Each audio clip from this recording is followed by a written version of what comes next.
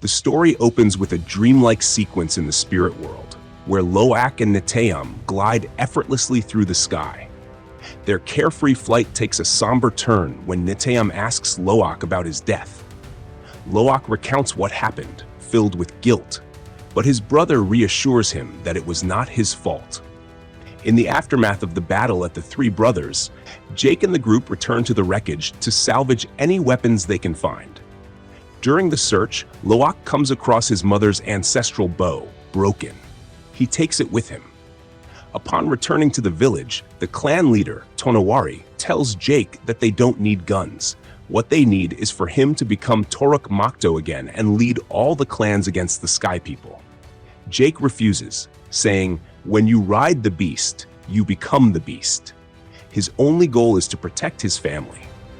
Days later, the long-awaited wind traders arrive, bringing a wave of excitement across the village. For the Sully family, though, the excitement is short-lived. Jake summons a family meeting where he urges Spider to leave for high camp with the traders. Kiri and Loak protest, but Jake defends his decision by pointing out that Spider's exopack is running low on oxygen. Neytiri, shaped by her loss, harbors a strong hatred for humans and pushes for Spider's departure. A compromise is reached. The entire family will accompany Spider to high camp. When Quaritch learns that Jake and Spider are traveling with the merchants, he moves to intercept them. However, a sudden attack by raiders from the Manquan clan leads to the separation of the Sully family. Neytiri is severely wounded by Varang, the Manquan leader. The children evade their pursuers by escaping through a nearby river. Neytiri drags herself onto her Ikran, allowing her to escape. Meanwhile, Jake looks for his family at the crash site, but Quaritch arrives and captures him. Jake warns him that the Manquan are hunting their children and that Spider's oxygen supply is nearly depleted. Concerned for his child, Quaritch allows Jake to track them. Panic spreads as Spider gasps for his final breaths. Kiri sees a wood sprite and, guided by an ancient, unspoken instinct, grabs it and makes Spider consume it before he loses consciousness. Suddenly, the forest reacts. Pulse-pounding vines surge forward, cocooning his body. Moments later, Spider wakes up and realizes he can breathe the air without his mask. In a moment of reckless joy, Spider's scream echoes through the forest, instantly alerting the nearby raiders and sealing the group's fate. While Varang examines the assault rifle, Jake finally catches up to them. He convinces a reluctant Quaritch to release him to save their children. The two former enemies launch a frantic counter-strike, with Quaritch heading straight for Varang. She fakes a surrender just long enough to lash out with her neural whip, putting the colonel on the ground and regaining the upper hand. Miles away, the badly injured Neytiri finally arrives at high camp, where she is treated immediately. After learning to operate a firearm from Quaritch, Varang orders her warriors to prepare a ceremonial bonfire for their captives. During the Manquan celebration, Kiri quietly uses her abilities to command a plant with projectile thorns, taking out their sentries and allowing them to escape. After successfully evading their pursuers, Jake reaches out to his nemesis, pleading with him to see the RDA's path of scorched earth for what it truly is. He urges Quaritch to seize his miraculous second life and forge a bond with the living heart of Pandora. But the appeal falls on deaf ears.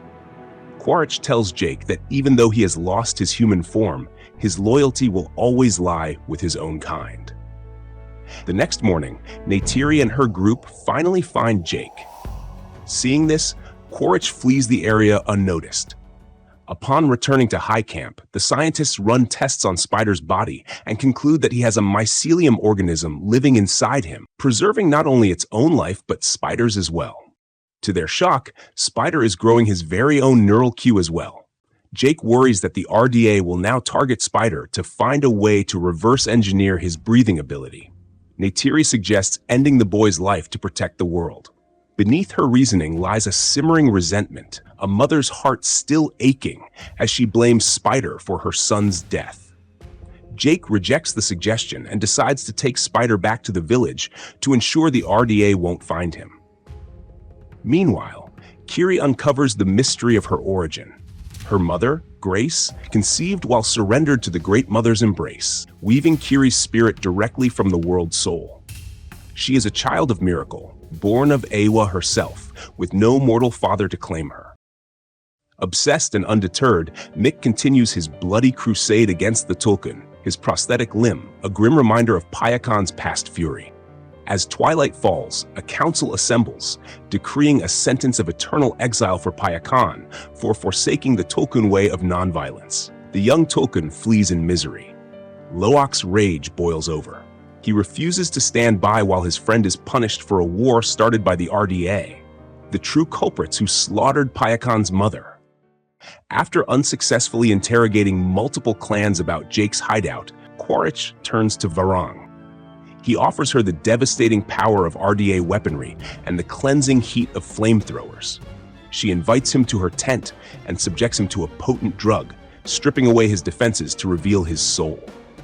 Quaritch embraces the chaos, declaring himself her equal and dreaming of a future forged in fire. Varang is intrigued by his resilience and ambition. Back at the village, Tsureya feels sorry for Loak and tells him Payakan's location. Loak seeks to comfort Payakan, but not before restoring a piece of his mother's soul by returning her mended bow, the sacred symbol of her heritage and identity. When Tsureya notices him leaving the next day, she asks her brother to intervene. Quaritch's quest to find Jake continues, and with Varang's help, he finally uncovers his location. The Manquan warriors waste no time, descending upon the village's edge and capturing Spider after he bravely draws them away to save Kiri. Kiri rushes to warn Jake, only to discover that the RDA fleet and Manquan forces are already descending on the village. To avoid bloodshed, Jake chooses to surrender himself. He is held in a high-security containment unit, awaiting his execution. As for Spider, the RDA has turned him into their primary research subject. Scientists work around the clock, obsessed with decoding the biological anomaly that allows him to breathe the atmosphere. Meanwhile, Tsureya and the group finally reunite with Loak, who has just found Payakan. The young Tulkun reveals that his entire birth clan was wiped out. Only one survived. A Tulkun named Tanok introduces herself. Her body, a map of agony, blinded in one eye, with harpoons protruding from her flesh, a haunting testament to the RDA's cruelty. Back at Bridgehead, Mick tells his crew that the Tulkun are congregating for an annual spiritual ceremony called the Calf Communion. He views this as a once-in-a-lifetime opportunity to harvest enough Amrita to secure a fortune. Ian Garvin, a marine biologist, stands alone against the tide of greed. He pleads for the lives of the ancient creatures, but his protest is ignored. Quaritch visits Spider, thanking the boy for saving his life at the Three Brothers. Spider is torn. He loathes the uniform his father wears, yet he cannot fully sever the blood bond between them.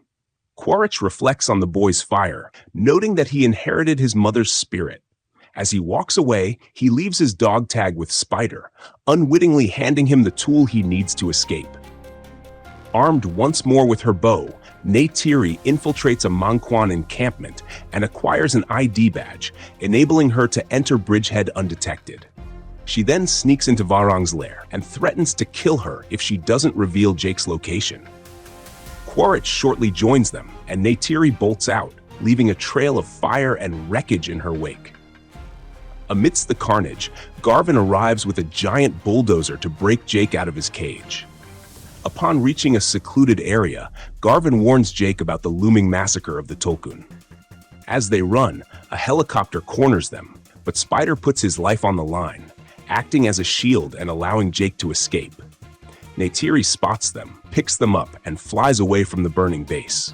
By morning, they come to rest beside a stream. Weighed down by everything that has happened, Jake reluctantly accepts that Spider must be dealt with. He asks Spider to join him deep into the forest. However, Neytiri reflects on Spider's actions, how he saved Jake. The boy she condemned is the reason her world still stands. She sees the red paint on her hands as the blood of an innocent life. Abandoning vengeance, she sprints after them, determined to stop the tragedy before it unfolds. Under the canopy, Jake draws his blade and orders the boy to kneel, but their bond proves stronger than his fears.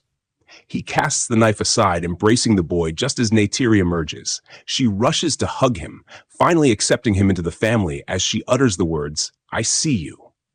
Jake vows to find another way. His path leads him into a graveyard of bones, where shadows guard something ancient. From that darkness emerges Toruk, a bond thought lost, rekindled in silence. Together they rise. With Toruk at his side, Jake calls upon Tonawari to send his warriors far and wide, summoning every clan to rise together against the coming storm of the Sky People. He urges Tonawari to summon the Tulkun to warn them about the impending onslaught. Still, the Tulkun leaders stand firm, bound by their ancient vow of peace. Then Loak appears, bringing with him the last echoes of a shattered clan. Tanak's body tells a story words cannot: the wounds, the hooks, the suffering. The Tulkun leaders finally see the truth. Peace is no longer an option. They have to defend their own kind. On the day of the Sacred Calf Communion, Mick unleashes his hunting squad while the remaining RDA force advances on the village. However, the scene is unexpectedly quiet. Only calves are present. The calm is broken when the Tulkun elders launch a sudden and coordinated attack. Caught off guard, Mick witnesses a side of them he has never seen before. Moments later, Na'vi warriors from multiple clans join the assault, overwhelming and destroying most of the fleet. The shock and awe assault devastates the enemy, and victory appears within reach, until Quaritch and Varang enter the battlefield, immediately turning the tide of the war. Traditional weapons prove ineffective against their firepower. Witnessing the losses, Kiri makes a desperate choice. She plunges beneath the water, connecting with the spirit tree, but once again, she cannot reach Eywa. Spider arrives to show his support, followed shortly by Took. Together, they give her the strength she needs. At last, they break through and meet Eywa. Just as she pleads for help, an explosion disrupts their connection. Quaritch traps Jake into a corner, while Varang unleashes fire upon Neytiri's Ikran, sending them crashing from the sky. Ronal is also shot underwater and is fatally wounded. Neytiri drags her to safety. Ronal, aware of her fate, asks for help delivering her child before taking her final breath. Shortly afterward, Quaritch captures Neytiri and Took, and uses them to lure Jake out. As defeat seems inevitable, Kiri regains consciousness and directs the surrounding creatures to attack. Toruk joins the battle, destroying a large ship with his might. Amid the chaos, Spider arrives before Quaritch, offering himself in place of Neytiri and Took. As Quaritch departs, Jake seizes the opportunity to strike, with Loak backing him from a distance. Neytiri and Took attempt to escape, but Varang intercepts them. Kiri swiftly intervenes and overpowers her through her neural connection. Intimidated by Kiri's power, Varang retreats. Meanwhile, Tanak crashes into Mick's ship, sending him overboard. She then grabs him and drags him into the ocean depths, where he is brutally crushed by the pressure. High above, Jake goes after Quaritch to save Spider, but the vines send them all crashing onto the floating rocks. Quaritch advances on the fallen Jake, but Spider intervenes and warns him to stop. When Quaritch ignores the warning, Spider fires without hesitation. Jake recovers, and a fight follows, during which Spider is accidentally knocked off a cliff. Quaritch manages to catch him in time.